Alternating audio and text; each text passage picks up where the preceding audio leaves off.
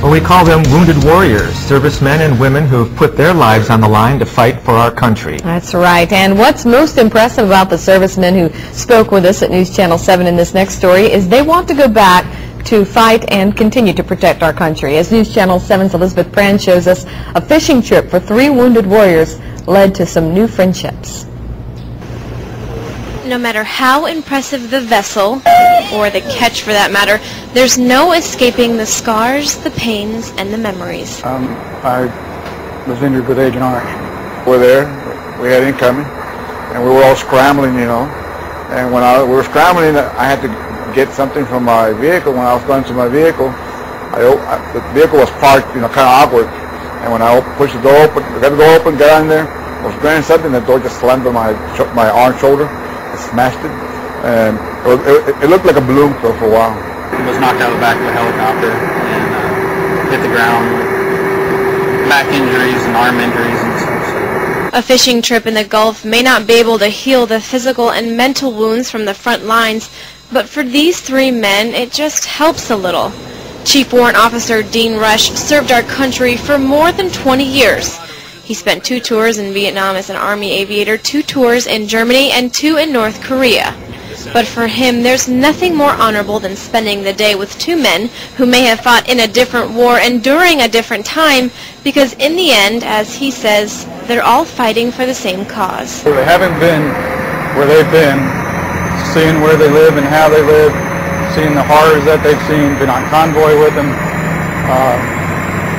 I just can't say enough about them. They're just incredible, incredible. And yes, we do have a bond. Military people are bonded for life.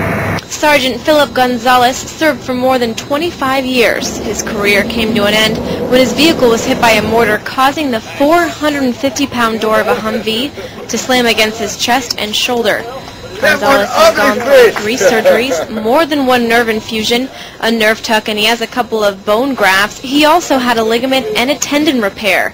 But he said if he had the chance, just 1 chance, he'd go back. They told me, you're going home. I said, no, I'm not. Yeah, you're going home. I said, no, I'm not. So it stayed like that for about maybe 7 or 8 days. I still went on missions. In fact, all 3 feel that way, and they feel very strongly about it. Staff Sergeant Dean Messick enlisted shortly before September 11th. He says he had a calling. In his own words, something bigger drew him to fighting for our country, something he can't quite put his finger on. Even after his accident in 2007 when he was knocked out of the back of a helicopter, he still thinks about the friends who died fighting.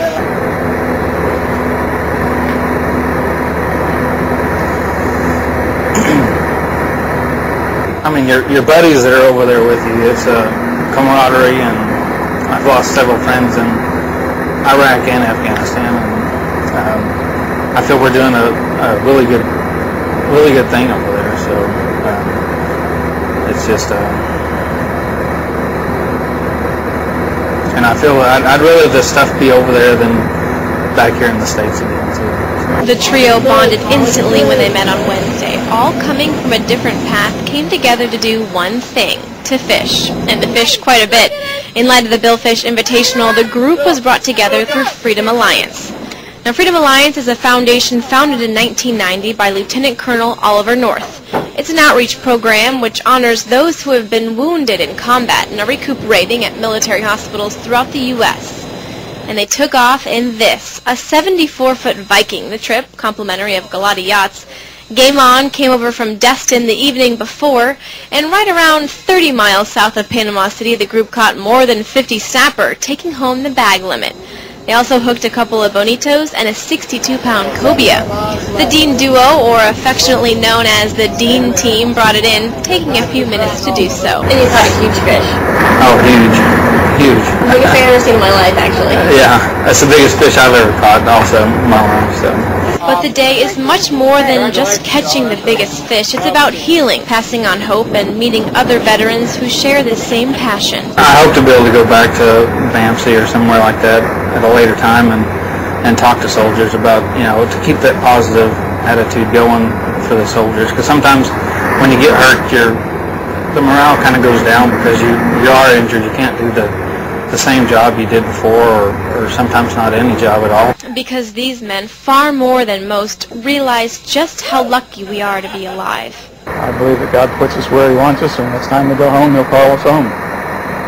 I've seen young men that are amputees, that are burned horribly, 90%, 95% of their body. They say the same thing.